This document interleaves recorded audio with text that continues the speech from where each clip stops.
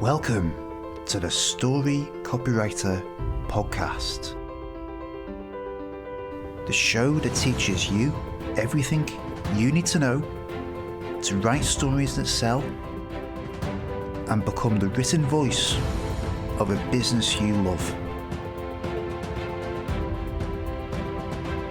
With me, your host and founder of Story Copywriters, Rob Drummond.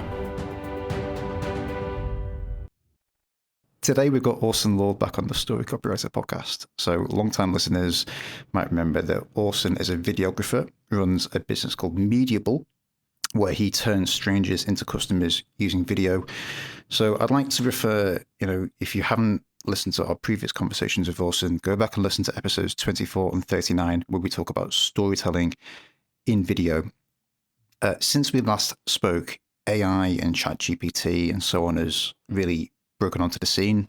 Orson is quite active on LinkedIn and has been posting some interesting things he's been doing. So I thought, well, let's get Orson back on because the landscape has clearly changed, the storytelling landscape. And, for just purely for my own purposes, I am trying to figure out how to use this optimally. So Orson, welcome back. And I'm looking forward to delving into this.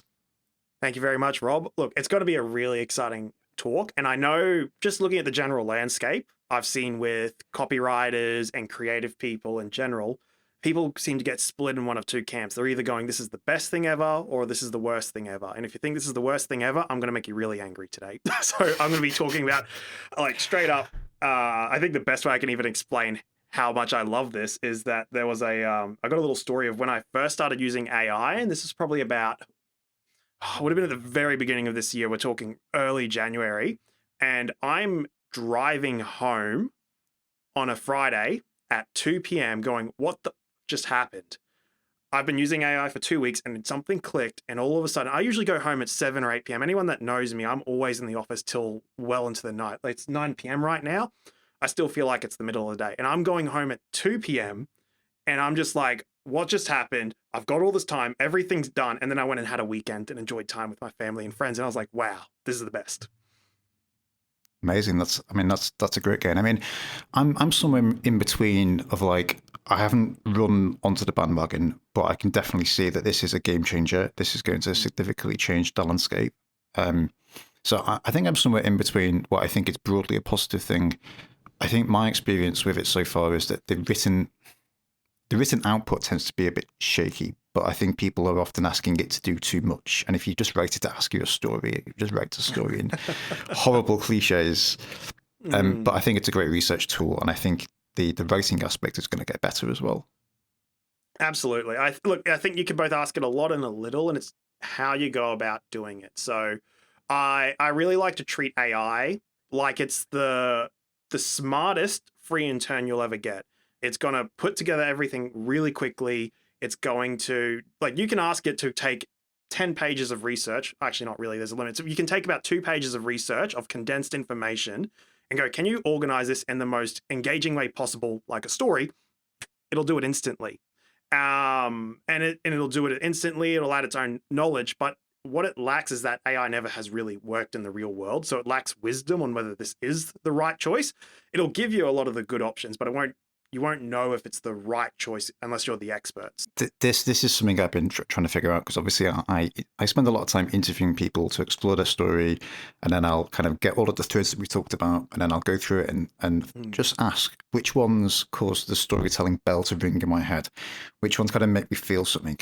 And obviously AI can't feel anything, so I still feel like you have to do that. But I'm like, well, could it assist? Could it shave some time off? And I think it perhaps good. 100%. I think, there's a few stories we could actually talk about in this regard. So there's, what it's good at, what it's not good at, but also how can it shave time off? And I'll give a really good one. And this isn't as story as some of the more story stuff you've done, but nevertheless, I do create YouTube videos for a few clients of mine. And these are quite often for businesses, boring educational pieces. They can be quite boring if we're not careful. We really got to make sure we add something. And there was one in Australia and all around the world right now, interest rates are rising. And by the way, I have no idea about interest rates. AI really helped me out here in this story. But what was interesting is that they gave me 2 pages. I got my client to give me 2 pages on why interest rates are rising and what people can do about it. And it was a slog to read through. And immediately I threw this into AI and I went, can you turn this into a story, and just pasted all the information below? And it went, sure thing. So Jack and Jill wanted to buy a house, and unfortunately the big bad RBA, the Royal Bank of Australia, came in and increased interest rates, which lowered their borrowing capacity, meaning they could no longer buy the castle they originally wanted. It was actually like a fable story. But the structure was there. There was a good person. You could replace those elements. You could replace Jack and Jill with a real person, basically. Yeah, exactly. And what I did in this case, and this is where AI, here's one of their really good strengths, is it's really good at rearranging things, and it's really good at changing the style. If you ever ask AI to turn a poem into a rap or anything into a song of some style, it does it really quickly. And it can also do that with the style of content. So with that story, I then asked, well, could you turn this into a professional presentation? And immediately got rid of the story and the castle, and it became this professional business presentation, which was actually a perfect script for YouTube. It got us to about 80% there in 2 hours, when beforehand it took us 4 weeks to get there, because it was back and forth so many times. So the time-saving aspects and just getting us to the draft before fine cut was incredible. Yeah, I think taking the structure, I think, is really powerful, and just working with something that isn't blank, I think is quite compelling. That's, I think, the biggest one. I think arranging information and ideas, like, when we write a story, a lot of techniques involve just putting up a bunch of sticky notes or bullet points on, these are things I could talk about in my story, but then going, where do they go in the story? What do I start here? Do I start there? That's the art of storytelling, is that pacing, right?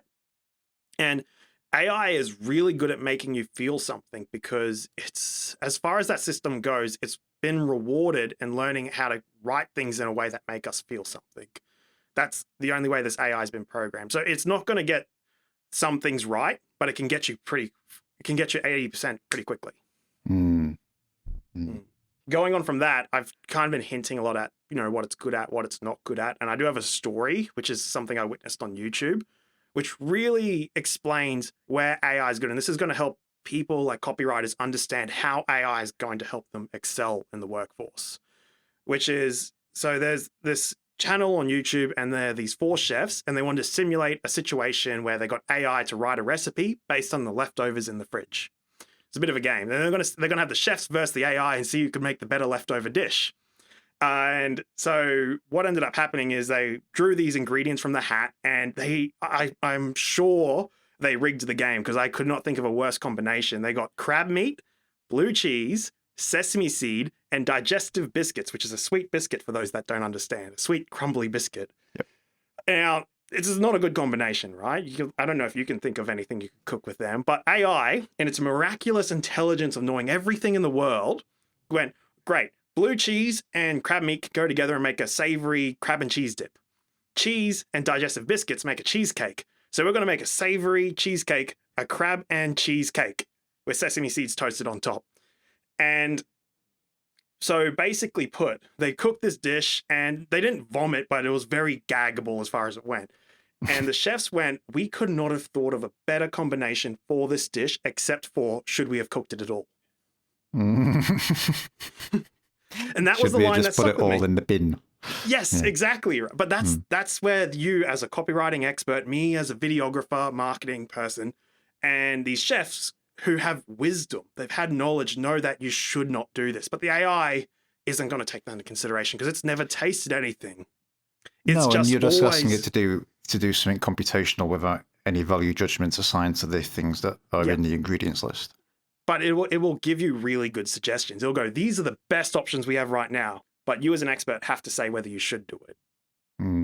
So that's the difference between knowledge and wisdom. And that's the best way I know how to explain right now how AI lacks wisdom. Yeah, and this is quite interesting to me. So obviously my background, not just in copywriting, is also in Google Ads, and AI and automation has been coming into Google Ads for a long time. We've kind of switched from manual bidding to automatic bidding, where Google kind of, and all the ad networks do this. They, Facebook, LinkedIn, Twitter, they adjust the bids in each ad auction in real time based on more data than you have access to. And my stance is that these platforms are going to be better at setting the right bid than you are, because it's a computational problem.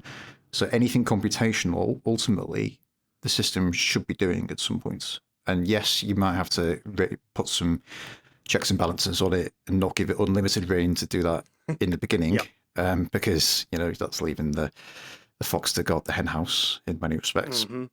But ultimately, it's a computational problem. So Google, etc., is going to be better at doing that than me.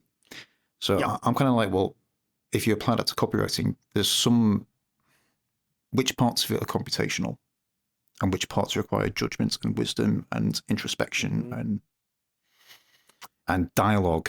Obviously, the dialogue that I have with the clients who pull their story out in the first place, could they do that by just talking into ChatGPT? This is an interesting concept right here, and you're onto something that's pretty much on like the edge of where AI is right now, which is, can an AI like handle themselves and do what you do with it? So could they, instead of hiring Rob, the copywriter, could they go to AI and go, write me some copy? Maybe. Look, and without going situation by situation, it's hard to tell. I mean, on the interview that I do with clients, like it's not formulaic, but there is a pattern to the questions that I will ask. Yeah, I think really the judgment is in knowing when to kind of push the conversation on and when to ask the client to slow down, stop, describe something in more detail. Because it's often the most important stories are the ones they throw out and they try to skip over. Yeah. I don't know that an AI would know how to recognize that. No, that's where the wisdom comes in here.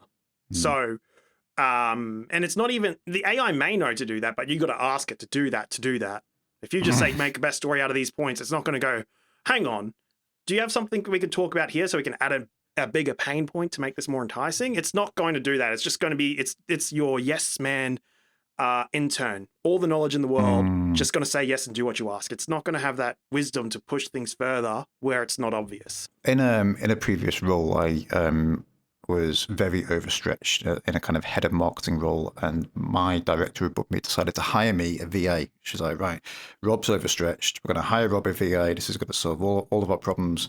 The VA was based in, I don't know, I can't remember, like the Philippines or somewhere. And she would log on in the morning and say, great, what do you want me to do today? And I'd be like, I am an expert generalist. Like, this is going to take a bit of time. And it just fell through, because it's like I would have spent more time trying to explain what to do, and perhaps in the long term, perhaps we could have done that, but it was going to take so much time to get there. Yeah, so this is a really good point I make, and this is going to I've helped a few businesses build AI into their systems, and I've even partnered with a guy, and we've developed a course on putting AI into systems. And when you're getting your free intern who works at the speed of a calculator, which is ChatGPT, you have to give it standard operations of procedures to make it be a productive tool to use. If you just go in there and try using it willy-wally here, there, you'll save a minute or two, but you're not really going to make these massive impacts that you're going to hear all these people talking about. What I spend, and me and my mate do, we spend a few times doing, is we'll actually develop these pretty extensive prompts, which is what you give an AI. You give it a bunch of text and it turns that text into more text. We really develop and fine tune those prompts. And this is going to go into one of those things you're saying, can AI replace an expert?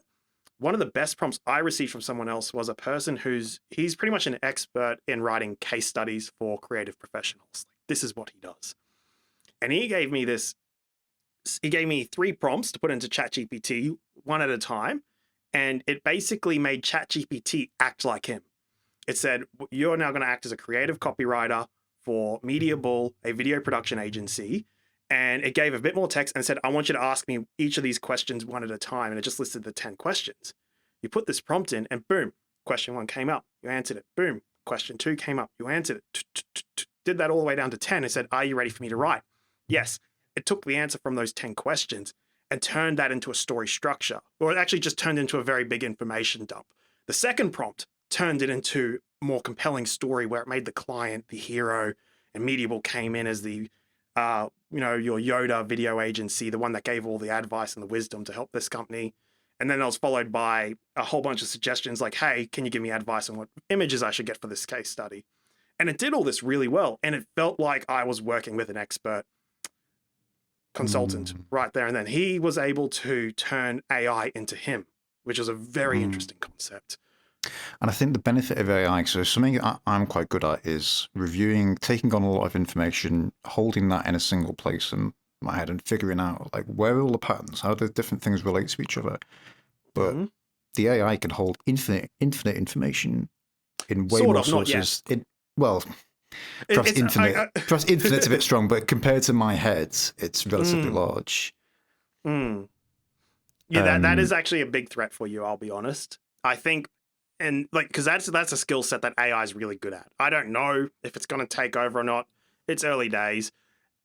It always comes back to that wisdom, though. Should you do something? People who get paid to tell people whether they should or should not do something seems to be quite safe. Right now, at least. You know, AI, who knows where it's going to go. It could That's hit all I general want to do. intelligence. I just want to speak to people and tell them should they or not do something. Like, that's fine. I can. And that's what you should do, Rob. Like that's what I want to get to as well. Because okay, this is the thing. You know me. I'm not wedded to writing the words. I'm not wedded to planning the stories. Like, if AI is better at me than that, then that's fine. Great. And this is where I think a lot of artists versus designers get hung up. Which is artists, they always think about they're enamored with doing the work, the inputs. Designers are just caring about the final result, which is the final piece of content. That's the output, right?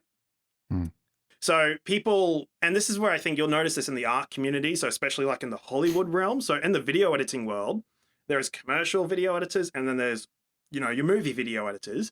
And the second you draw that line, you'll see immediately how much the Hollywood video editors hate AI. Like, just as a culture think it's the worst thing ever, versus the designers. We're just like, woo, more money for us because I do less work, get more done. They're going to pay me more.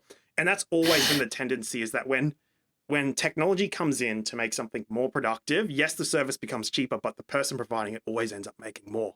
And as far as these creative worlds go, I feel like we deserve a bit more money.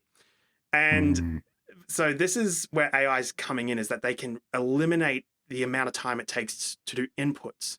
So no longer do we need to spend hours upon hours editing a video. We still got to edit them, but that's coming soon. Or writing, or putting the structure together, or collecting information and organizing it in the correct order for a story. Instantly, we just copy, paste, hit enter, good to go. And that frees up us to give more time to either doing multiple iterations on a story and going, yep, this is the right one. I have the wisdom to know that this iteration is going to give you the best results. It just shifts your focus to what really is higher value, more important things. And I think if you can do that, then surely that's a great outcome. Yeah, 100%. I think that's where, if you can focus on that, how you can get it to save your time in doing the work and just spend more time customer service, working with the clients, consulting them. Yeah, you will be much better off. So how are you using this in regards to video? Is there any, obviously there's the input of gathering someone's story and planning a story, and we've kind of touched on that. And then there's also the output as well. And I wondered at what points you were applying this the most. So where I'm applying this the most, it's definitely mostly all in the drafting phase. But drafting is definitely where like 80% of my work's been in the video world, especially in terms of planning, gathering ideas. It's always been in that world. And so I can usually come up with a good title for a YouTube video. I'll spend half as much time coming up with a half decent title and just going into AI and going, can you give me 10 suggestions? And immediately it's like, 3, 4, or 5 are good. And I'll just test them on YouTube and figure out which one's the best. It's like that. I'm pretty sure we talked about this last time, where people think it's about the video and it's not. It's about the planning and the getting everything in line before you're actually ready to go in the first place. That's it. Rob, I might actually even, I don't think we've ever shared images on a podcast before, but I'll even just describe it out for the listeners here. So I don't know if you can recognize who that is. I want to actually play a game. Let's see if you recognize him. I do not, although my wife complains that I literally don't know anyone or anything. And she thinks she basically thinks I've never watched any movies ever. So fair enough. I don't know if you know Alex Hormozy on YouTube. No, so he's blown up quite big at the moment. Alex Hormozy is this big buff guy. He's this entrepreneur and his kind of personal brand is he's this big muscly guy, and he's a low 30. I think he's like 33 and he's a billionaire. So quite impressive background, but he's not a technical nerd kind of guy. So, but his videos are quite prolific. So I wanted to make a video called How to Edit Like Alex Hormozi. And I thought, no one's ever seen Alex typing at a computer like this. So I've got big buff Alex typing over a computer, and the title of this video is going to be Edit Like Alex Hormozi. And it's looks like an actual photo of him. So I don't know how realistic that looks to you. There's little flaws here and there. It's possible. Yeah. It catches your eye quickly. Yep. So, I think it's his eyes looking at you that are catching my attention. But I did brighten them up. Mm-hmm. So, look, that's just a quick little output I've done today. And that's just a new thing because you could never have created that before to try and Photoshop Alex typing over a computer.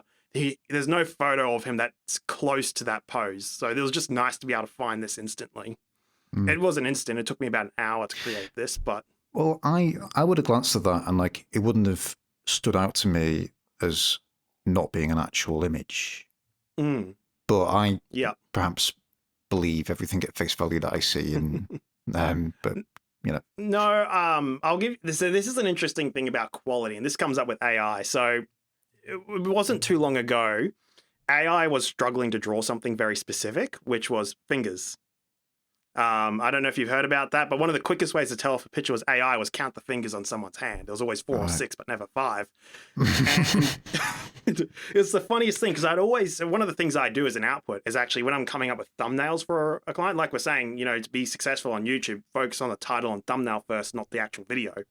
One of the things we'll do is I'll go through multiple iterations of just coming up with thumbnail ideas using that same image generator app. It's really interesting because I'd always send these to the clients. And they go, oh, these are great. Why don't we just use this thumbnail right here? This is perfect. And the guy's got 7 fingers.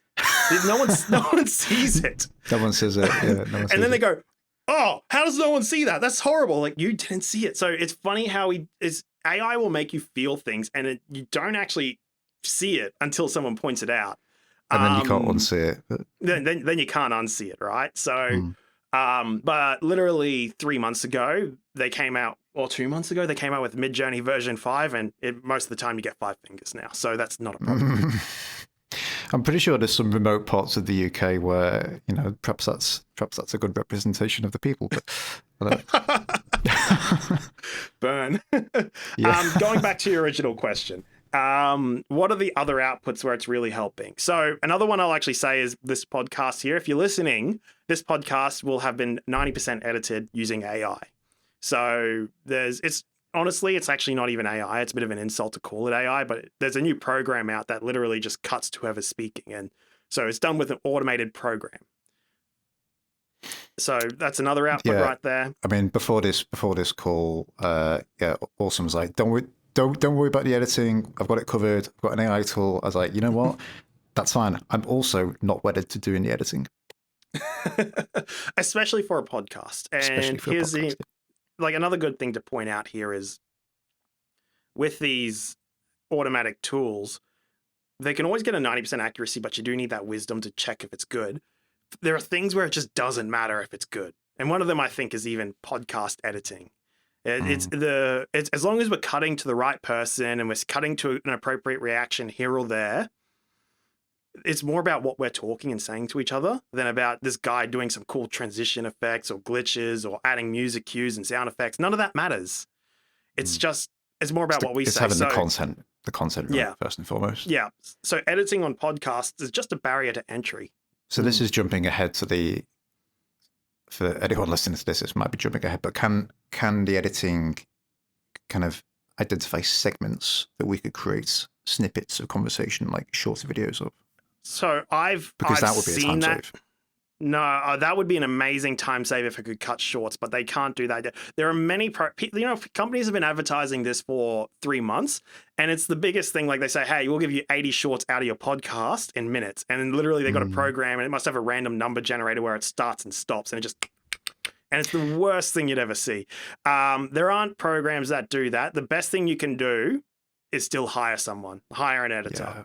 Yeah. Here's a little life hack. I don't know if you got to hire another VA anytime, Rob. If you ever got to edit a video and you want to get the VA to do it, just record yourself editing a video and then narrate why you're making these cuts. Then get them to cut that tutorial down, and then that's your training video. And now they've learned it. Yeah, I think Mm, that's interesting because, like, I feel like having a podcast is like having this lemon that you can then squeeze to get other mm. stuff out of it, but you've got to squeeze it. Like, you can't just have the lemon. It's like, yes, you can get the transcript. Yes, you can do interesting things with the transcript. You can convert it into blog posts. You can convert it Mm. into book chapters. You can convert it into video, YouTube Yeah, shorts. But it's quite a lot of work. yeah. But it's definitely like an area of development that I can see. I think so. I think it's one of the most underutilized things. I think if you look at the discoverability of podcasts, one of the biggest ways to grow them is to create short content from it, because that short content's quite discoverable. Podcasts aren't. So it's a great way to bring people into it. Yeah, right. Anyway, I don't know if we're going too far off topic or if this is where you want to go No, with no, what we're perfect. Yeah, talking yeah. about. This is Yep. perfect. Cool. So you can do things with AI to help make it better. So one of the things I would even suggest, so right now there is a limitation with AI. It can only take so many words in at a time. Right now it's roughly about 4,000 words. And you watch when we want to bring that down to 2,000 so you can have follow-up conversations. And podcasts go well over that right This is now. something I've run into. Yeah, what I want to do is Mm-hmm. feed the transcript into AI and say, right, Yeah. you deal with it, and it just can't. Yeah, yeah, jam this in. Like it remembers everything everywhere all at once, Yeah. except what's being talked about right now, Yeah. exactly like exactly like an intern. Mm, But no, it's a joke. So that's the biggest issue. But there are tools out there right now. There's a Merlin plugin which works really well. Anytime it can summarize any YouTube video and it's worked on any length. So that's been cool. mm. I'd love to, but Merlin's just an AI. It's just actually an interface that's using ChatGPT underneath. It's ChatGPT with a new paint over the top, and they've added a few little prompts in there to make it work somehow. So I'd be curious to see how it's able to summarize hour-long videos, and it gives you 10, 12, 14 bullet points really well. So maybe that might be an investigation for us to do together, Rob, and we could do that for other people. But Yeah. what you could do with that is if you could get it to summarize, hey, what are the best key takeaways? You could then, Command F, find those points in the podcast and then cut them out. That would you definitely use it as a way to search. You could even be specific and go, can you give me the best takeaways for an aspiring copywriter who wants to make a quick buck now? They'll go, oh yeah, these are the points where we talked about that. And it would find them. That would be an immediate efficiency gain for me in the podcast, actually. Yeah, absolutely. But the main thing is that, you hear me talking, right? I didn't say to the AI, hey, find me the best snippetable contents. I went, find me for these people. It's knowing. It was a more specific request, wasn't it? Yeah. Yeah. So there is even going into here, this might be something for people who are curious about AI. You got to get really good at writing prompts and being specific. And anyone who's had an assistant or had an employee under them will know how this works. The more specific you can be with people, the more you can get done efficiently. Like if you want to get someone to buy a pen, don't go, hey, go buy me a pen. Go, hey, here's the budget, here's the color, here's my preferred brands or types. Otherwise, you're going to get like a Mickey Mouse biro or something. Like. Yeah. Or maybe you need a good pen to sign for contract and they go and give you those big ball points. And next thing you know, the documents don't hold up in court because they faded. It's not quite the big deal pen, is it? It's not the big deal pen. It's not something you'd sign a peace treaty with. Yes, that's exactly it. So when you're creating these prompts, you don't, and this is where everyone starts. They throw in a really simple prompt. They go, oh, that's kind of cool, but I don't see how that's going to work. And then they go away. Going back to that example I had where an expert wrote a prompt where it set the frame up for how an AI was to think, followed by the questions, followed by the way it processed that information, it was able to get really close to how this expert actually thought and processed and did his job. So, which is kind of scary when people hear that because it means you could just give someone a prompt and then they can run off and, get the job done without you. But that's kind of where it goes where you need to go with AI. And there are a lot of things you can do. One of the first things I always recommend is people learn about expert personas and follow-up prompts. I don't know if you've heard about them. No. Could you elaborate? Sure thing. So there's multiple ways you can do it, but you can quite quickly get AI to be a lot better by giving it an expert persona. So an expert persona could be anything from, hey, I want you to become an expert copywriter for a website and help me do this. It immediately will start changing the way. It'll always start with, all right, I'm now an expert copywriter, but it immediately gets into the groove really quickly. So doing that. An interesting one I did recently was I'll be Or you real could to say be this. like, Do you not. could ask it to be a CEO, or you could ask it to be an FD, or Yeah. I got it to pretend to be a customer. Hey, I want you to be a potential customer for Mediable. I want to, and I actually went and role played sales calls with it because I don't get to do sales calls often. I'm a high ticket seller. So I was able to set the contacts like, here's how I sell. Here's the problems I solve. I want you to be a customer looking for this. I want you to be the customer. And once you finish talking like a customer, I will respond as the seller. And then bump, bump, bump. And it was great. It got me to really kind of just play with different situations. It's only 10-20% of actually talking to a customer, but it was a great start to have. it was a good starting point. Yeah. Yeah, and another one I had, and this is something I'm going to be very careful about saying this, like, so just full disclaimer at the beginning, don't use AI as legal advice.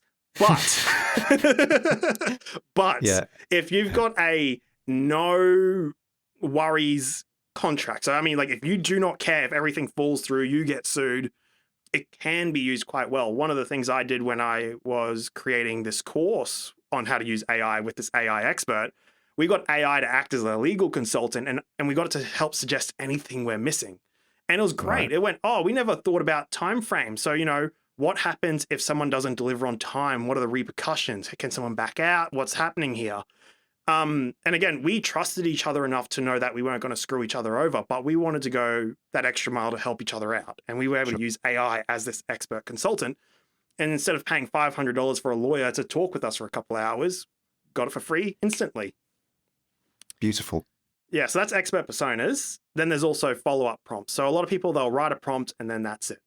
Follow-up prompts are just ways of being able to translate information. So ChatGPT was the first one to do this, but where you could talk to it, it would talk back. And then when you gave it a response, it would actually refer back to everything that was said above.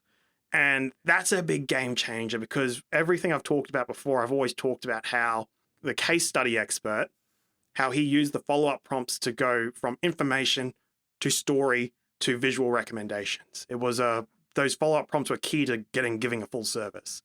So if you're going to get into AI, these are the first two places I would look at playing with. Yeah, that's great. Is there anything else you're curious about?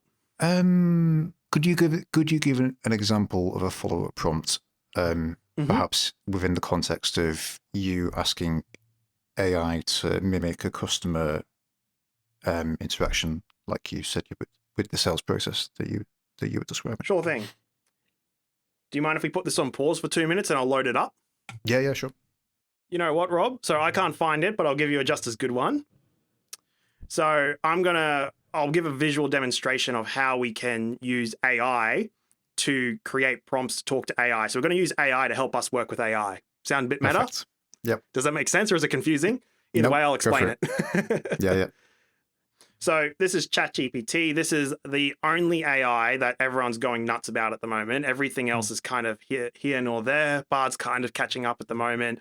But if you're talking about like words AI, it's just ChatGPT at the moment. If you want to talk about images, we'd be talking about Midjourney, but here we are in ChatGPT. So Rob, when I'm creating prompts, this is one of the prompts I'll start with. I just copied and pasted this in and I will read this out to you. It's a bit of a mouthful, so here we go. This is the prompt I'm sending to ChatGPT. 1, I want you to become my prompt creator. Your goal is to help me craft the best possible prompt for my needs. The prompt will be used by you, ChatGPT.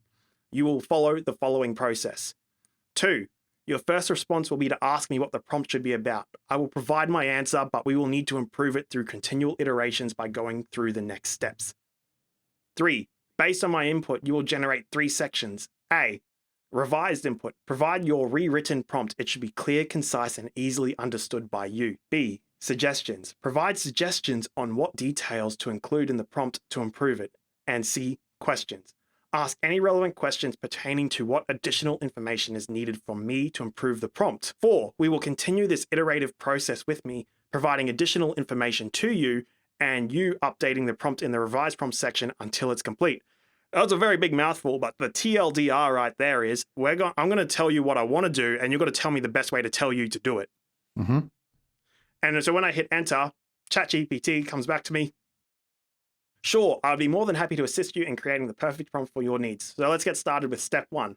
What should the prompt be about? So when we're talking about what this prompt should be about, let's let's go, Rob. What would you like to achieve with AI in your copywriting? Let's think of just something nice and simple we could. I would like it to analyze a large amount of input and suggest threads and commonalities among the stories that I've been told. Analyze a large amount of inputs, like words, analyze Like a large body of text. A large body of text, yeah. Or is it a transcript? It would be a transcript, yeah. Analyze. So in this case, I want to go analyze a transcript. And what was that second thing you wanted it to do? And pinpoint threads or commonalities among the wording. Among it all. Among it all, yeah. We don't have to be clear on the English. That's what the AI's job here. It's to make the prompt better. Great. So we put analyze a transcript and pinpoint threads of commonalities among it all. It's a very fancy way of saying it. I like it. Great. Now let's proceed with the process. ChatGPT's revised prompt is, please analyze the provided transcript and identify key themes, threads, or commonalities throughout the dialogue. Then AI is going to follow this up with suggestions. 1. Specify the nature or context of the transcript. Business meeting, legal hearing, informal conversation. 2. Clarify whether there are any unique aspects you want me to focus on. Emotional tone, specific topics, unique terminologies. 3. Indicate the length and complexity of the transcript. C. Questions. What is the context or nature of the transcript you want analyzed? 2. Are there specific elements or topics that you are particularly interested in within the transcript? 3. Approximately how long is the transcript? It's done the same thing over again here, so we don't need to focus on that. Sometimes AI does that, but that's okay. Now, that's not where we're going to stop, but I think those are good suggestions. Would you agree or disagree? I agree, yeah. That's definitely making the request more specific. Yeah, exactly. So one of the best follow-up prompts I found to this prompt here is, always compliment ChatGPT. It seems to do a better job. It's weird. It's definitely got an ego. It's got an ego. You got to feed it. So I'm going to go, these are great. Can you turn this into a template by adding suggestions? 1, specify the nature or context. And 2, clarify whether there are any specific aspects you want me to focus on. This feels like coding, but in plain English without having to learn PHP or something. One of the ways I like to describe AI is it's a calculator for English. And the final thing I'm just going to put here is I want you to add these suggestions as, so I'll see if this works. Perfect. Here we go. And this is the key thing I'm talking about. You want to turn AI into an SOP, a standard operation procedure, to get really profitable results from it. So now what you can do with this here, Rob, is you can take this example prompt here. Please analyze the provided business meeting transcript, identify key themes, threads, or commonalities throughout the dialogue, pay particular attention to happy moments, informative moments about making money, etc. Boom. That's your prompt right there. Yeah, it's great. I mean, that idea of asking it to help you develop the prompts and then creating a database of prompts, I think is really valuable. I think if anyone listening takes one idea away from this call, that should be it. Yeah. Creating prompts is the biggest hurdle to starting, and this is a great way is to just get it to tell you how, because we can always think about what we want to achieve. How do we tell someone to do it is a tricky thing. And that's where we can get AI to assist us, then use that magical prompt, turn this into a template, and now you've got an SOP that's going to make your business more profitable. That's the quickest and easiest way to make AI work for you. Beautiful. I think this is a good place to invite you to talk about your course and ask, how can people learn more about that and learn more about you and get in touch?